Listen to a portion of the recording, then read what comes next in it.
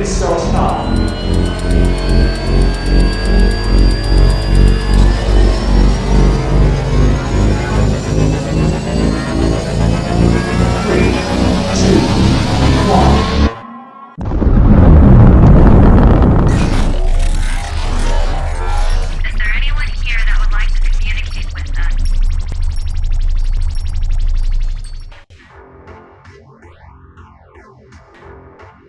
Putting a dip in your hip, a glide in your stride.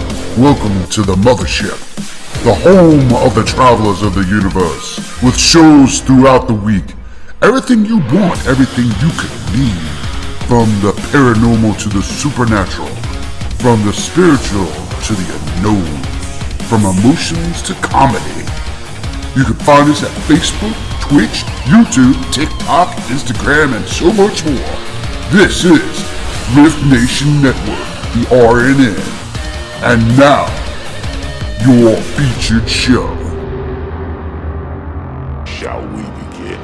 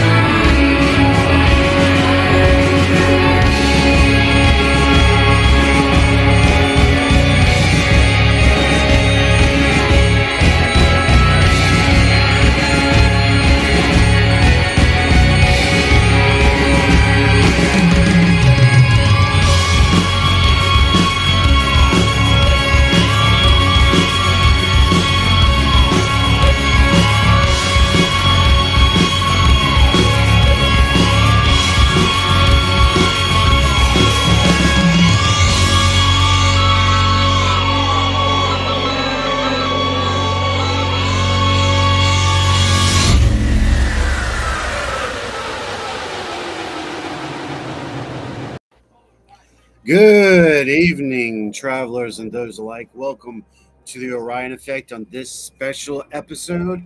I want to give you all a very heads up real quick. This is pre-recorded, so chat is not available, but please stay tuned and check this show out. It's going to be very unique.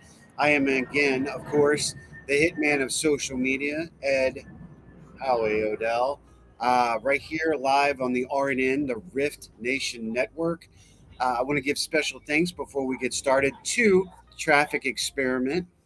They're providing the intro music to this show, and what a magnificent group over in the UK that has, helped design, get us into what we're doing today and through the future with the network and where we're going. We have a special show. I'm going to bring on my special guest here in just a minute. This show is going to be based on theory, thought, experiences, and giving Brian a bus, an opportunity to speak his mind, his thoughts, what he feels, and his thought process. Many of you, a majority of you, don't even know who this gentleman is. That's okay. But walk with me on this journey today. Experience it.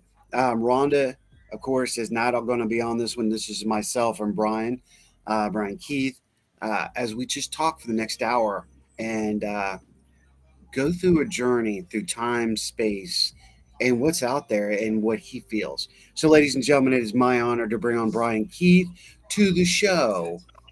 Hey, Brian, welcome to the Orion Effect. Hey, how's it going? It's doing well, brother. It's doing well. And it's a beautiful day here in Central Virginia. So okay, I'm all right. Happy with it. Yep. I'm out here in Germany. Got some German beer next to me because, I mean, why wouldn't you, right? Right? Right? How is the German beer different than the American beer, by the way? So they have this stuff called Hefeweizen, and it's essentially just like a wheat beer. Okay. But man, it's fantastic. So a lot of people will tell you Belgian beer is better, but I mean, I'm loving the German beer.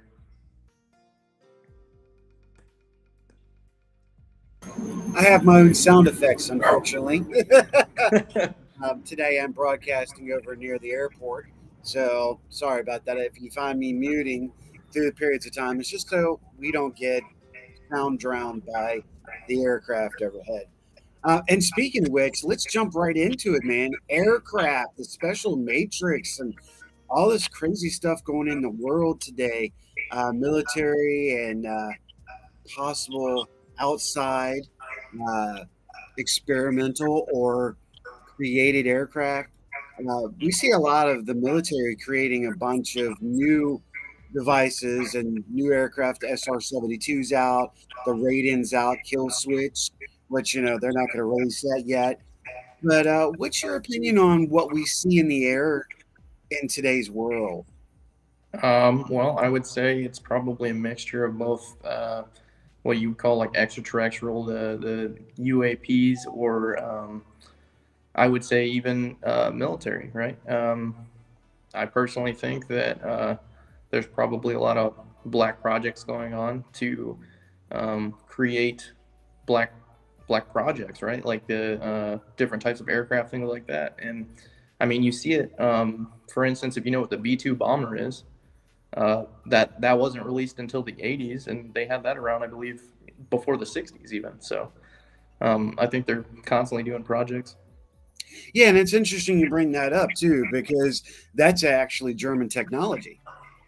For a lot of people who may not know, the B-2 is actually designed over the German flying wing, or what they call the Eurobomber. So that's a valid point. I mean, how much of our technology did come from paperclip? Oh yeah. Have you ever read the book The Day Before Roswell? I have not, but I heard of it. Oh man, it's fantastic. Yeah. Do tell, do tell.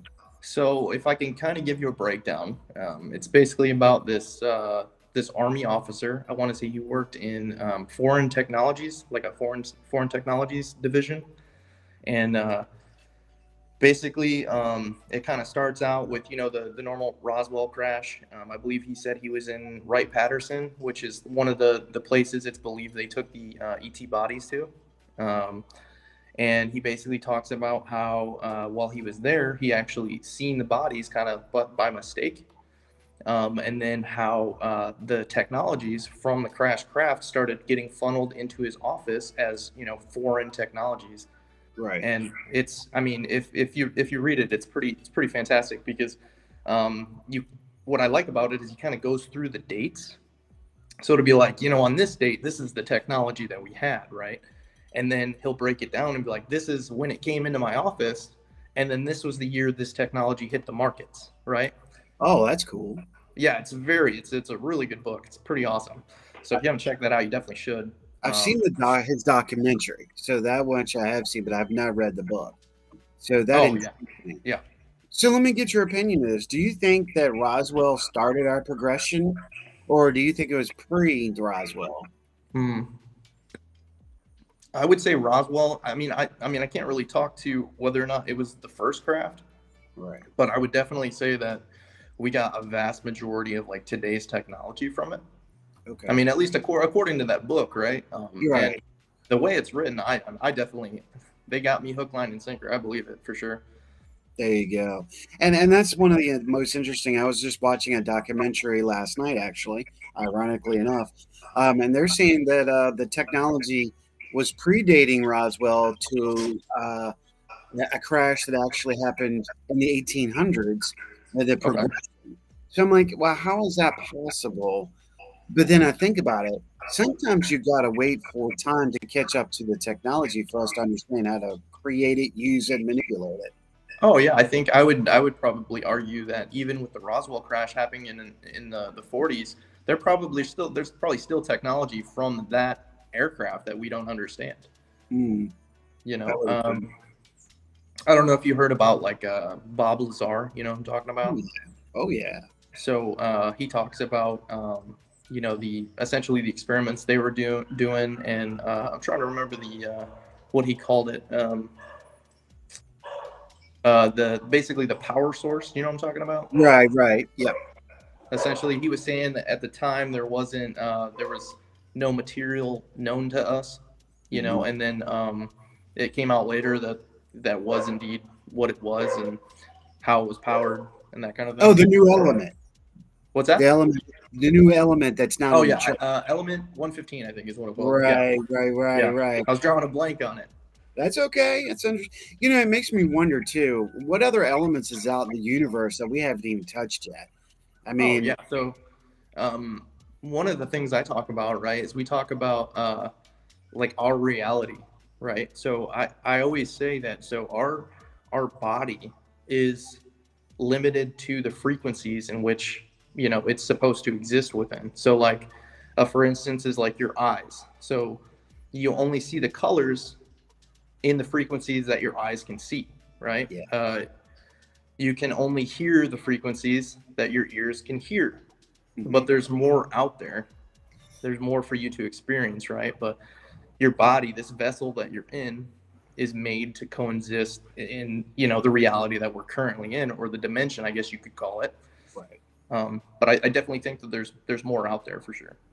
You know, that's a valid point too, because we sit here, and for those who may be familiar with quantum and the assets of, we do realize that there's only 30% of the colors that we actually see, the visuals we see. We as humans are set on frequencies, so different people are going to hear different frequencies. For example, EVPs. One person can hear one thing, another person will hear something completely different because it's on a different frequency level. So this intrigues me. Again, 30%, 30%.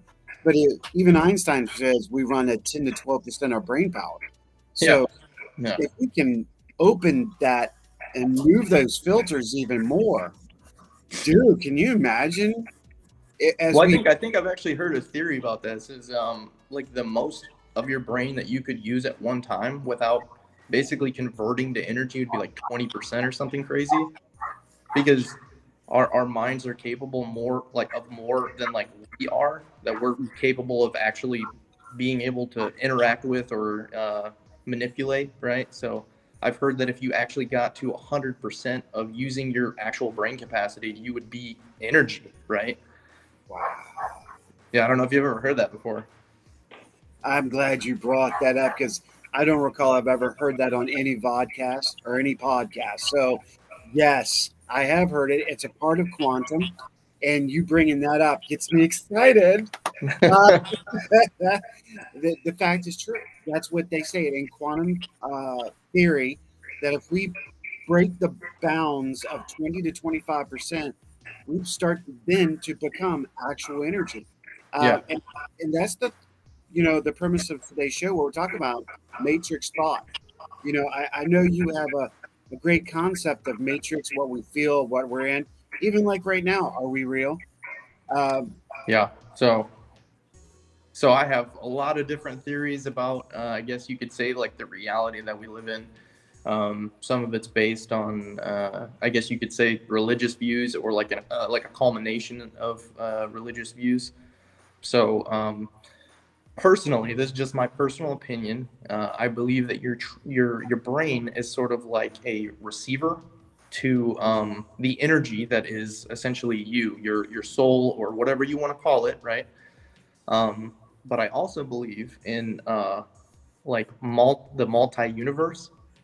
So what I think is happening, right, is I think you exist simultaneously in multiple different universes, right? So there's multiple yous running around at the same time, and your brain is basically getting this broadcast from you, right? So oh, have you ever gotten like a deja vu? oh yeah. So I get these deja vus all the time, and it'll be something that is going to happen in my future, right? Something that at the time doesn't make any sense, but then when I actually experience the event, I go, oh, okay, like That's what that was about, because I don't have the context in the dream that I'm experiencing. Okay. And I guess my theory behind that is perhaps there's a me that has already experienced that. I'm picking up that frequency. I'm experiencing that in a dream. And then in my reality, when it finally happens, I go, huh, I've already gone through this. So I don't know. You know, and that makes perfect sense. I mean, the ability to, and again, we're talking about hydro jumping, dimension to dimension. If we Yeah. crossed another body of ours, that's why they say we would no longer exist. I don't think we no longer exist. I think we lose a little bit of ourselves because we found another part of ourselves. The fact that you're saying that the deja vu is a possibility of a signal to another one of us communicating. Wow, that really is deep, because if you think about it, it makes a lot of sense. The experience of, because we know there's doppelgangers even on this planet. There's Yeah. one or two of you constantly running around. I know, here's the ironic part. I know for a fact that there's a doppelganger of me in Richmond. He Okay. dresses like me. He shaves like I do. His head's bald like I am. We have similar interest and taste. We talk evidently similar. And it's very interesting in the lakeside area, but we have never crossed paths. But so many people said, "Hey, I saw you such." I'm like, "No, you didn't. No, you didn't." But they're like, "Yeah, I know I did." So Yeah. if you take this on a multiple level, put it out there on dimensional planes. Wow, why wouldn't we catch the frequency of another part of our? Here comes the question when you said religion, spirit and soul. Yep. I believe in my theory and in my studies, we have both spirit and soul. Okay. So our soul could be connecting with another one of people. We're not a whole soul, and that's what some people don't understand. We're a partial soul of the whole. Yeah. So that's actually, that was going to bring up my next point. So have you ever heard of the egg theory? Yes. Yeah. So I feel like what I was just talking about kind of plays into that, right? So for people that don't know, essentially what the egg theory is there's like, everyone is part of this grand soul, like this. I guess we'll just call it like an egg, right? Right. But the idea is that this egg eventually hatches into God, right? And basically you're out experiencing all of these things that when you exist outside of time and space, what we exist in now, you wouldn't be able to experience those things. So how would you gain that knowledge without experiencing it? So basically you have everyone that's part of this grand soul going out and experiencing all these same things, collecting this data and bringing it back to the overall egg. At least that's my understanding of it. No. I mean, and another word again for that is conscious collective. Yeah. It's the sphere. And here we go into bubble theory and quantum. Several bubbles all over the place with lines connecting to, and some people's bubbles come in, interact, and pull back apart, while others merge into one more bubble and make it larger or smaller. It's constantly expanding and contracting. So you have all these lines, kind of just like what we see in elements. So here we are. We have all these experiences. Now, this is the interesting part of tying this all in.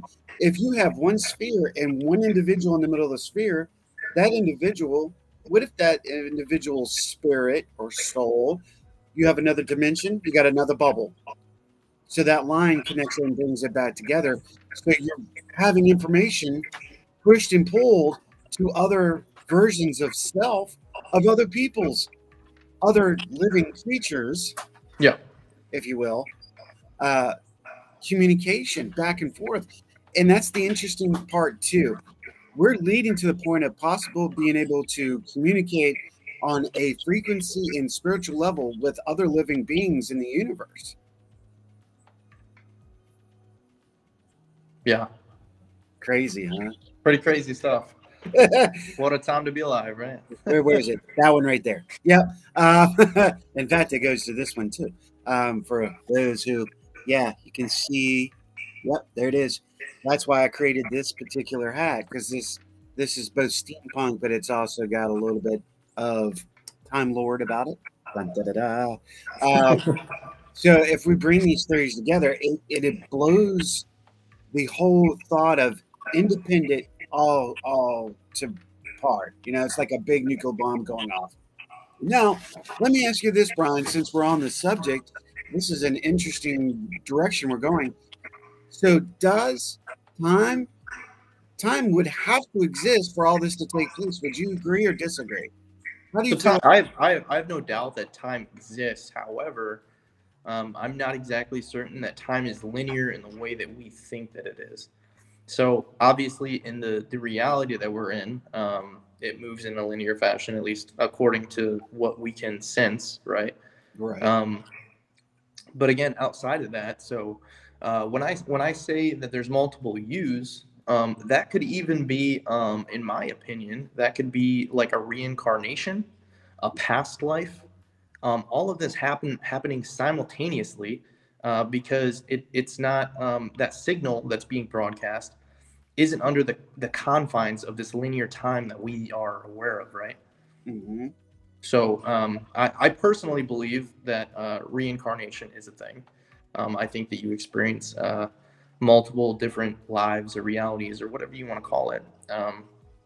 And I think that, you know, by chance, you know, maybe this consciousness is being broadcasted to all of those things. So either it's happening simultaneously, or because time doesn't matter.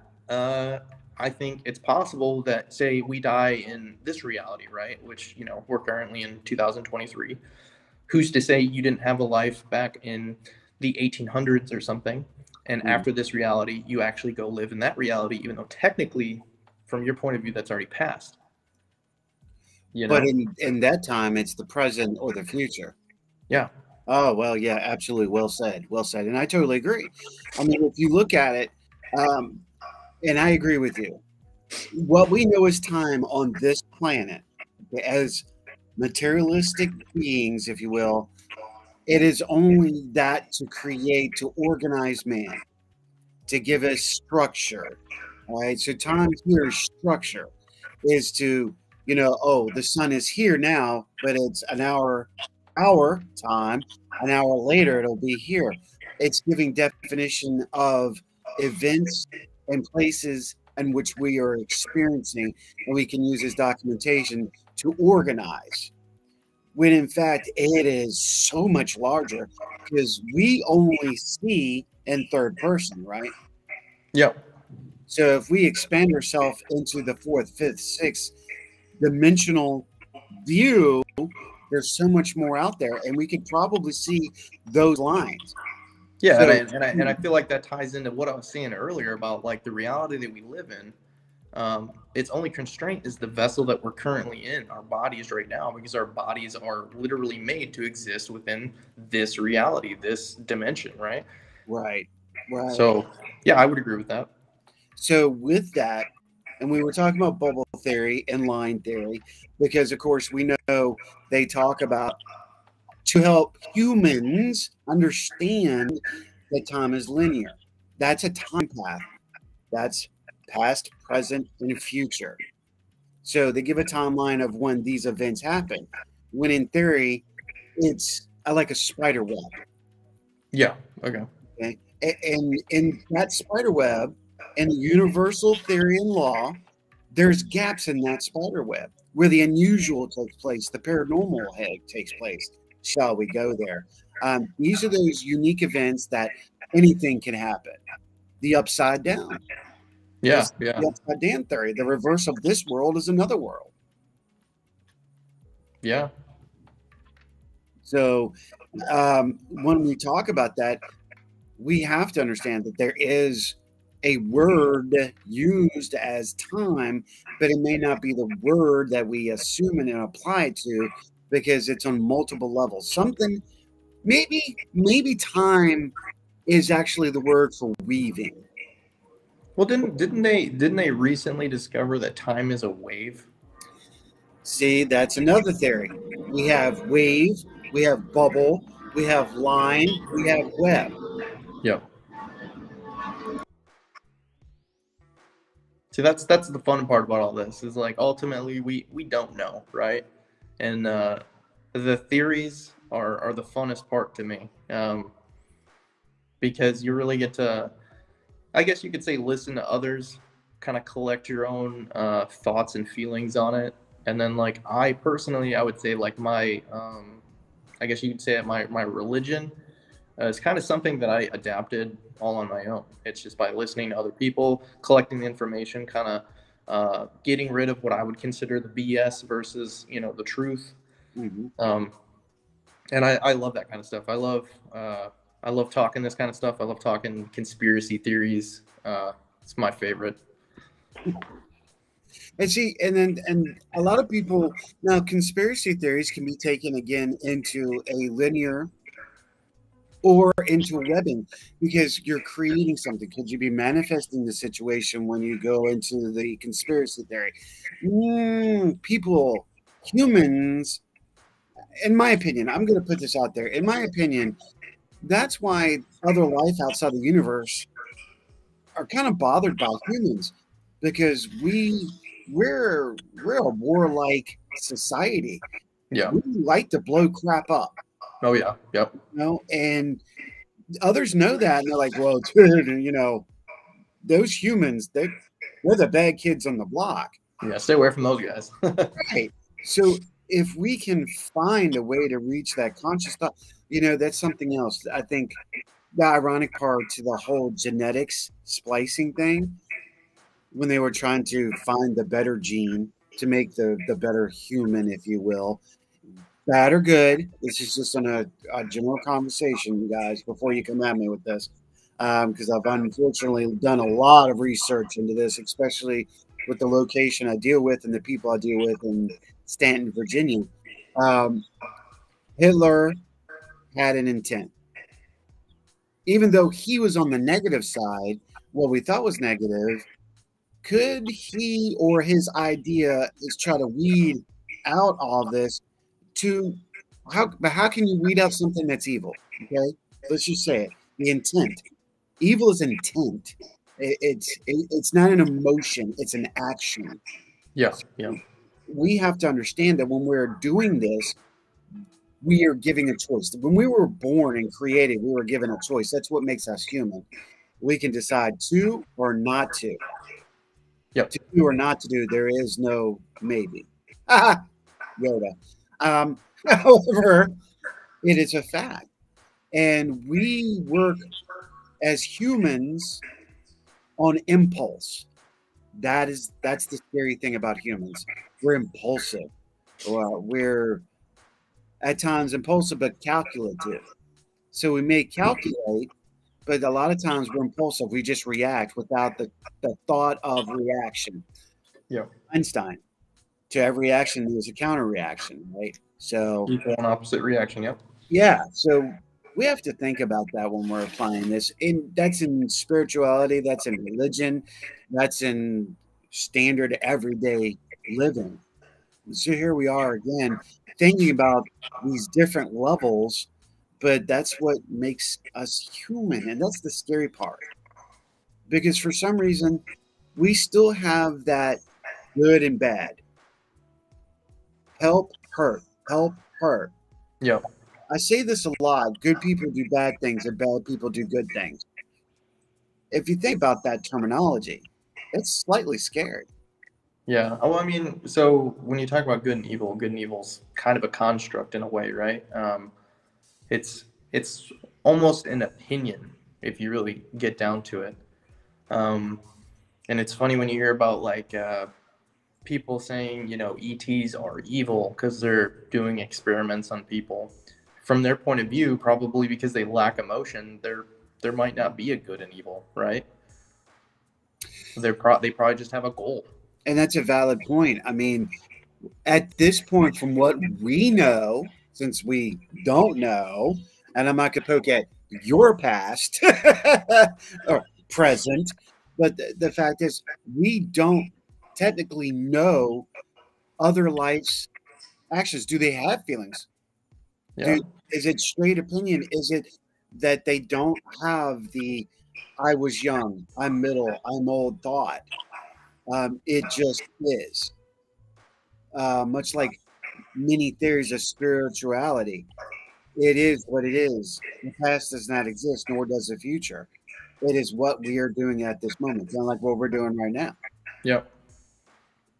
So, in that thought process, here we are.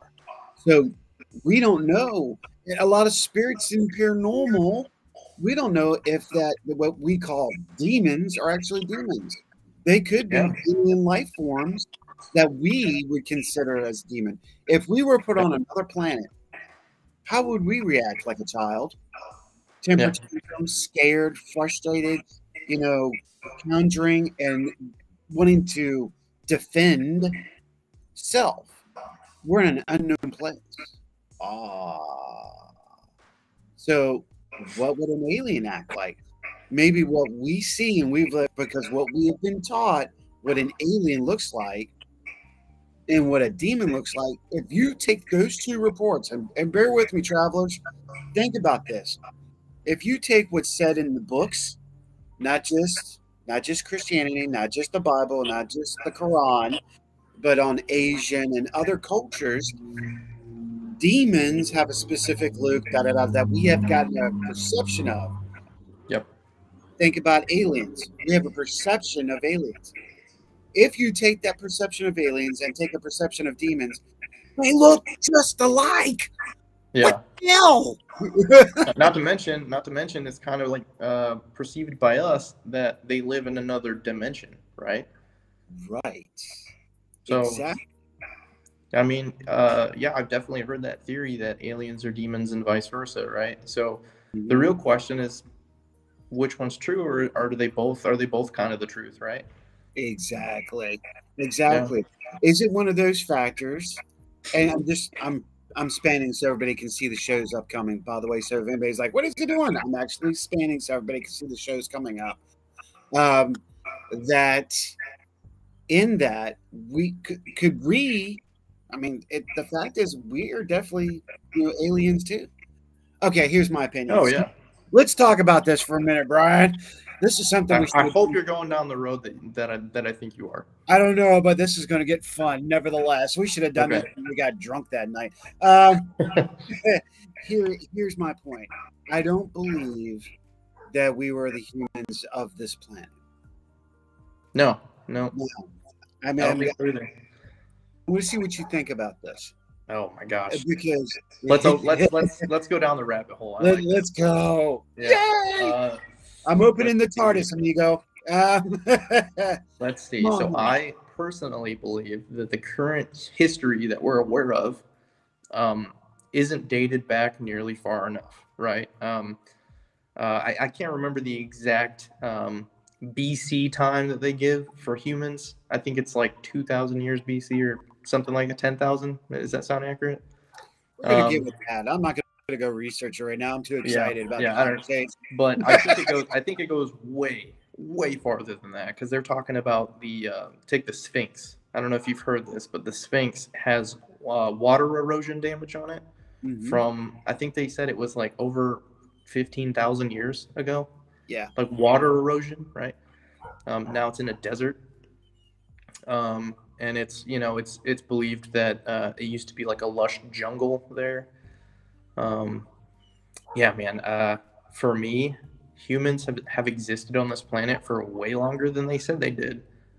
But I also feel like, personally, I feel we were placed here. Okay, before I go down my way, when you say placed, now I'm getting interested even more. I like this. What do you mean by placed here? So, I guess you could say that our ancestors originated here, but it's my belief that we are the result of a genetic experiment from extraterrestrials.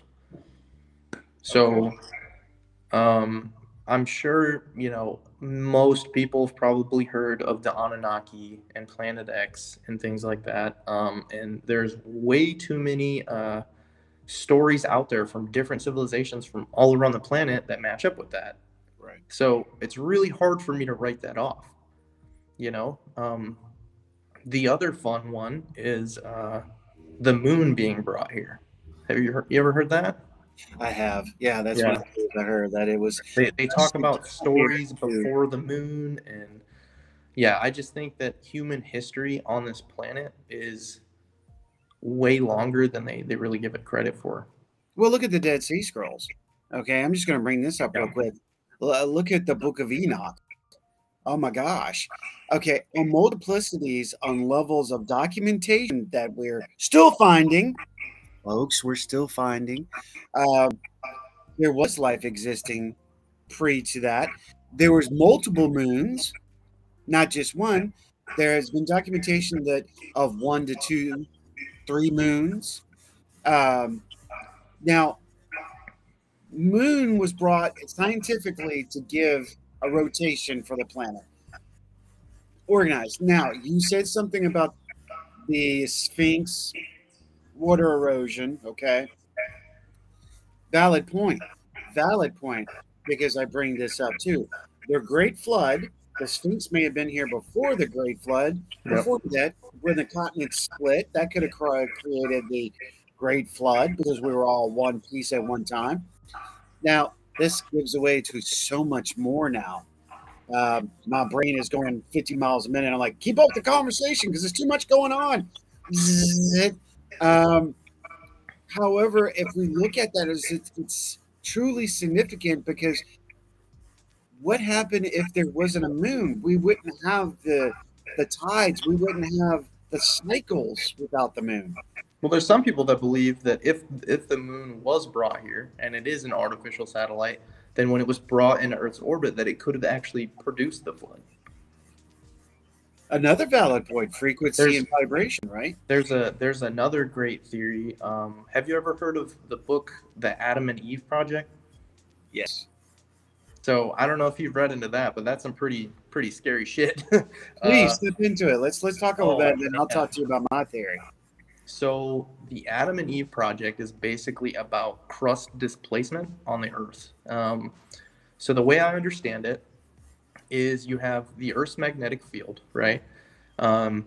It's basically powered by the lava in the Earth's, like under the Earth's crust, rotating, right? Right, which is scientifically proven. Right, and so I don't know if you know this, but the magnetic north has been wandering for quite a while. Yes, 150. Oh, is it 54 miles per hour per every 300 years? Now it's moving faster at 25 miles per hour per every 20 or every 100 years. Yes, it's pretty wild. So yeah, it's so crazy to talk about that. So essentially what happens is, this is my understanding, is once the Earth's magnetic poles, they start to shift, they get to a certain point where like the magnetic field gets so weak, and then they kind of do like a real quick flip. And whenever that happens, the magnetic field also kind of helps the magma underneath the Earth's crust. It kind of helps it be more solid, I guess you would say. So it's kind of holding everything in place. Right. But everything becomes liquid when this happens, which causes the Earth's crust, or like our continents, right, to shift all at once, right? Right. So essentially, I think, and maybe I've got it backwards. I think I have it backwards. So I think what happens is it's more liquid and then it becomes solid. So I think it kind of holds the Oh, please don't tell me you lost him.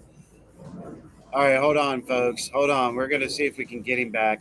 Oh, man, we're right there. I bet you yeah, how can they block him for this? We are speaking with Brian Keith right now. Hopefully we'll be able to get him back on.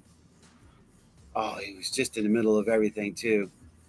Oh, come on, Brian. Come on, Brian. Hold on, folks. We're going to see if we can get him back in.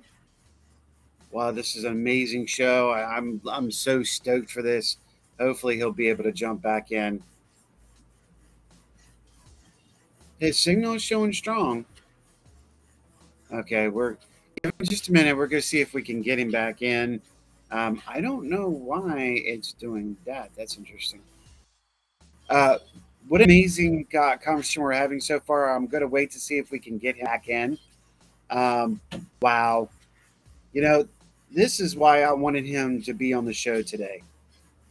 The significance of our conversation today is the significance of our present time, our generation. Um, let me see here. Hey, Brian, can you hear me? No, we video audio. Okay, we're gonna keep him there. Maybe he'll pop back up. I don't want to disconnect just in case it's a video issue. Oh man.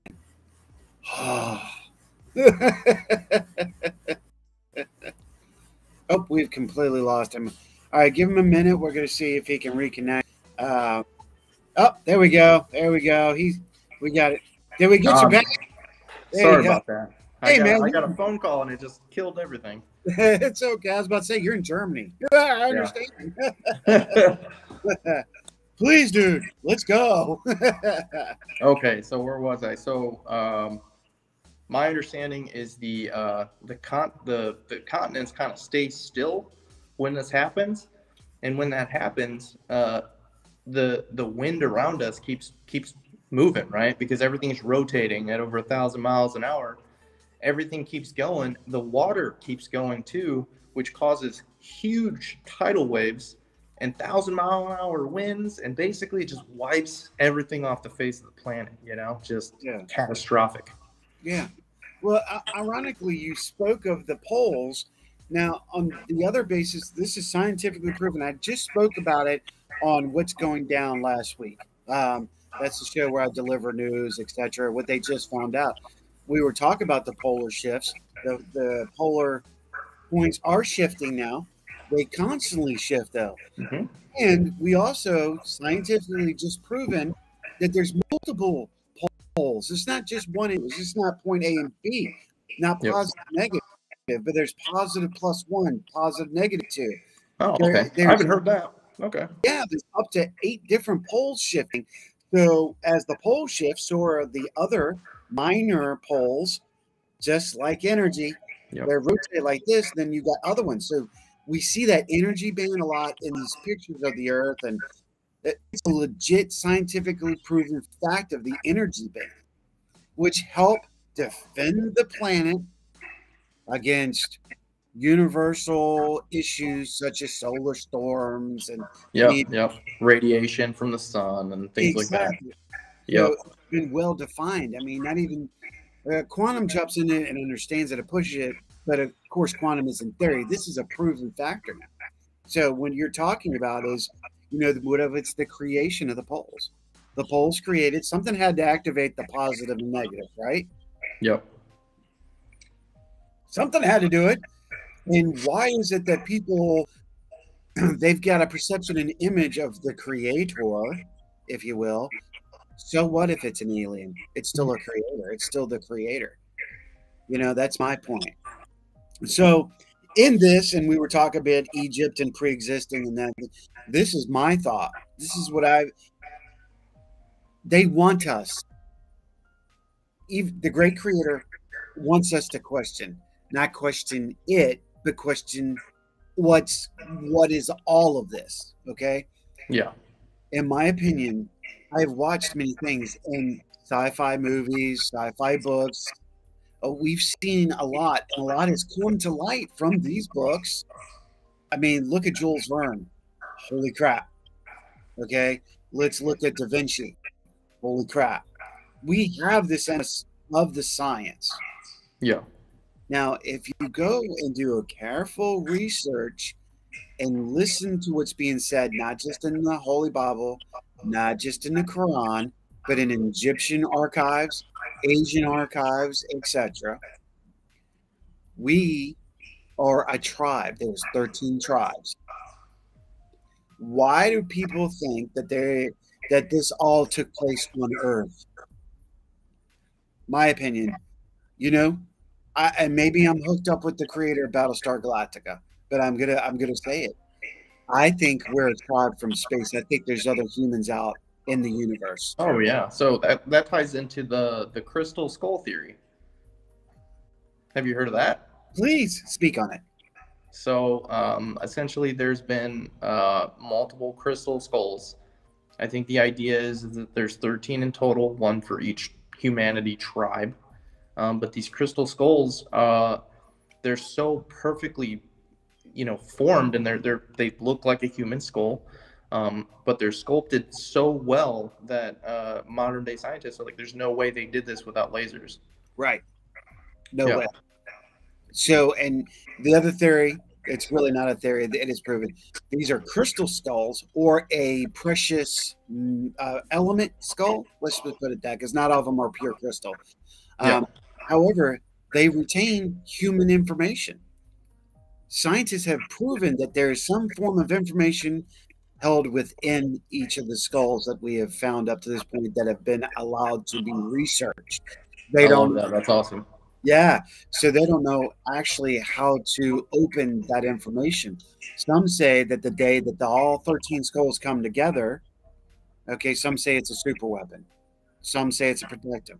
Hey, 13 elements. Maybe it's the pure 13 elements. Maybe it retains the true information of mankind, Yeah. Yeah. our existence, of our knowledge of where we came from, Our and true history. our true history, Yeah. right?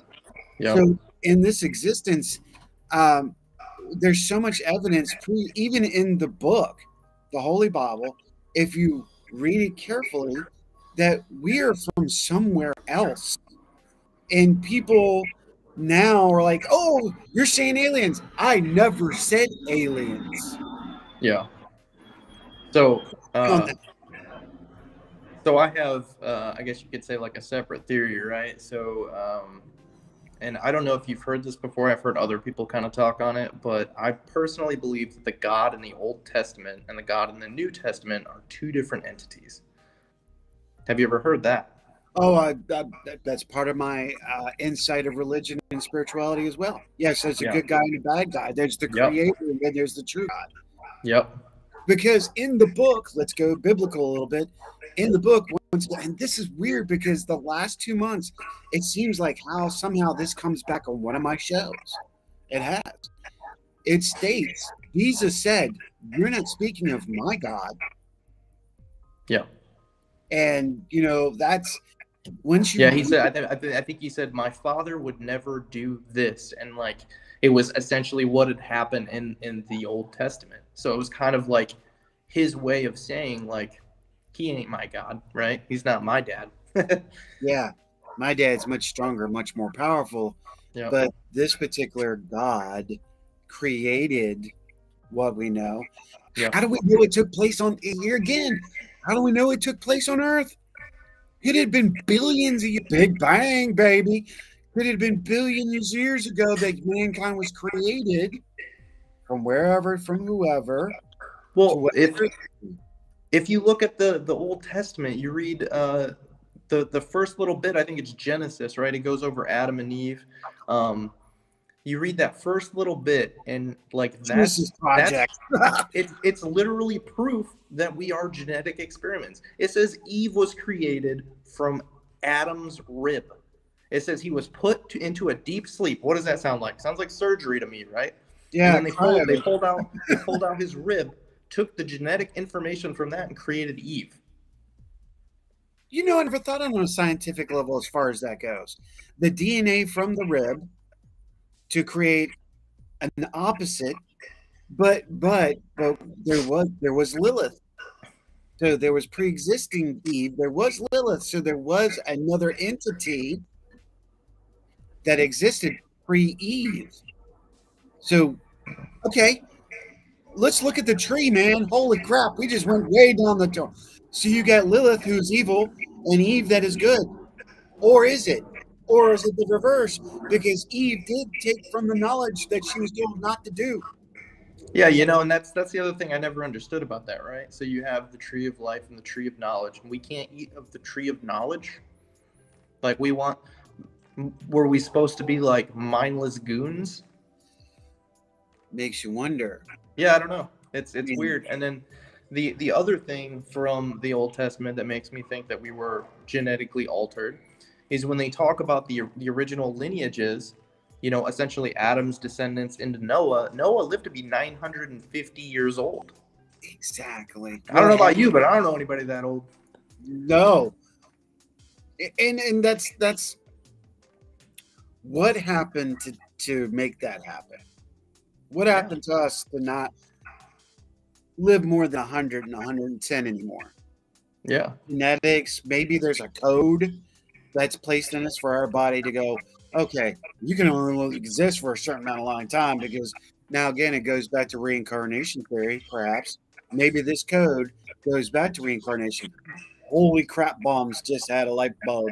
Okay, so maybe we are set on a specific code for a specific time to leave the physical body of lessons, recur to gather more tree of knowledge, if you will, where we no longer live 800 years. Because maybe if we lived longer, we would have that knowledge and something positive and negative would come from it. And we couldn't have that. Here comes the God syndrome. Which we're doing it when we're under now. Look at today's society. Oh, look, we're going to make a lamb after another lamb after we're going to splice. And now we got genetics taking place where we're cropping babies of our own outside of the mother. And now we're creating babies just from scratch. Yep. What the hell are we doing? Maybe we really are pissing off the creator. It's possible, yeah. You know? Yep. Again, that's, you know, it's like divination tools. These are tools left over from the Big Bang, from when it all. Now, here's the other thing. This is the other thing that's getting me too. There is evidence that there were others, not just a single Big Bang, because the universe is constantly expanding, mathematically proven. So, more than one universe just in our universe? Because it's a spot. Now, they do say that if you go out all the way to the end, you're going to repeat and come back. That's intriguing. I haven't heard that before. That is pretty intriguing. It is, right? Because we think I've heard of the idea that the universe actually expands and contracts. So like it actually comes out, reaches a certain point, and then it comes back in, and then it blows up again, right? Like I've heard that as well. Now, if it's a fluctuation, that means there's endless boundaries of how big the universe is, endless amount of life that can be produced and non-produced over and over again. Well, not non-produced. Well, I guess you can, because if it implodes, it takes away from that existence of that. Maybe that's the creation or reactivation. Pow, pow. Look, we're doing it. Look at CERN. Look what it's doing right now. Look what they're doing. And Mochu is actually really worried about what happens with that now. That came out last week as well. He is really concerned on two things. What happens when the actual two dark matters collide? Are we going to create a black hole? What is a black hole? Is it a dimensional door to another place? Or has CERN created a Stargate already? Look so have you heard about the 2012 thing? Talk to me. Oh man, so there's this theory that, you know, I'm sure you remember in 2012, CERN was gonna essentially create the first black hole, right? There's a theory that when that happened, our reality ended and we were sucked into another one, and now you have this thing called the Mandela effect going around. Yeah. And everyone are remembering different paths, right? So it all stems from Nelson Mandela. A lot of people remember him dying in prison, but really he went on to be like a president in Africa. Right. So, yeah, that stuff, I love that kind of stuff, man. I don't know. So, back to my original theory that I was talking about with, you know, multiple universes and that kind of thing. I personally believe, while this is all happening, right, everything's happened simultaneously, I believe that from your point of view, like, you will essentially die of old age, right? So there's multiple other yous. So imagine you have this consciousness in this body right now. Something happens, this body dies off. Your consciousness goes over to the next one, and the next one, and the next one, right? Until your consciousness sees you die of old age. Transition.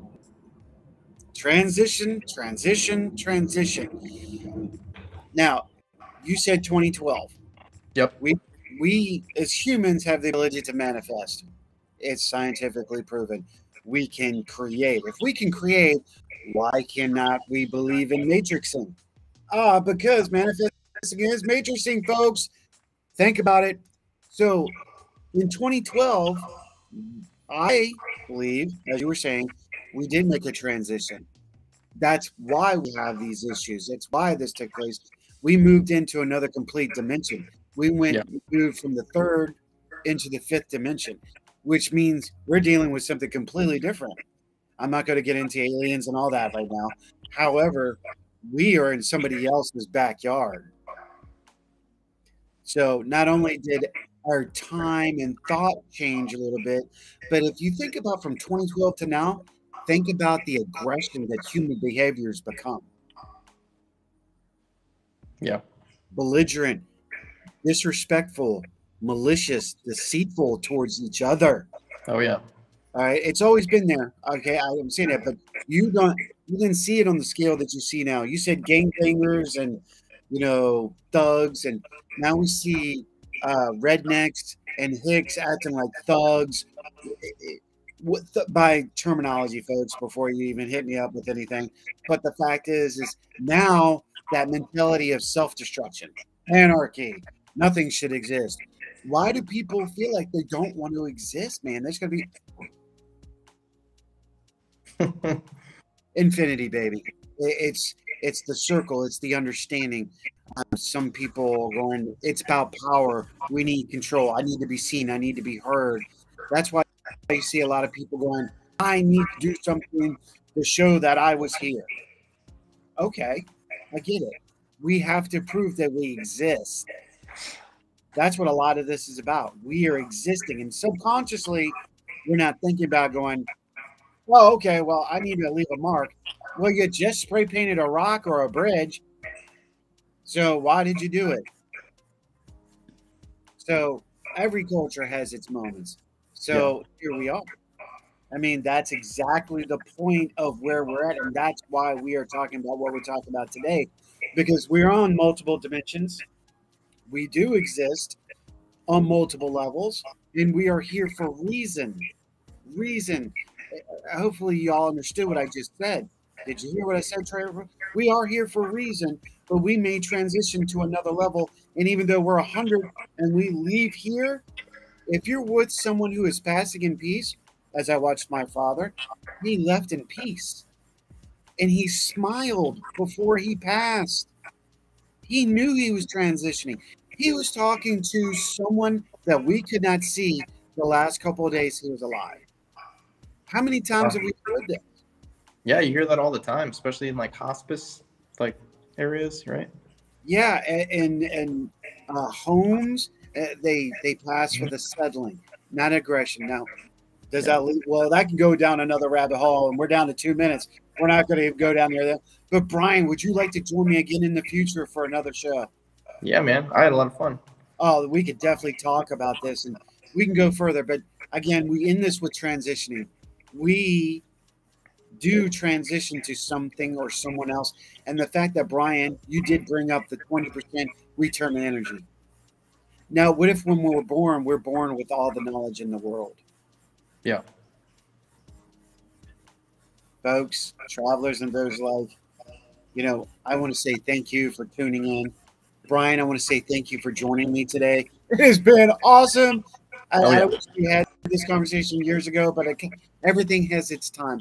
Everything is meant to be as it's meant to be. Wow, all for a reason. A multiplicity of understanding of then and now to what will be. Dun, dun, dun. I love it. Brian, thanks so much for being a part of this show, brother. Absolutely. Thanks for having me. Absolutely. Travelers and those alike, we will see you next Sunday. I may or may not be on, but Rhonda will have a special host if I am not, and we'll be talking to medium Carrie Lynn. Could be exciting. Brian, again, thank you. Travelers, thank you, and all of that. And we will see you next time right here on the Orion Effect. May virtue be yours. Have a wonderful day.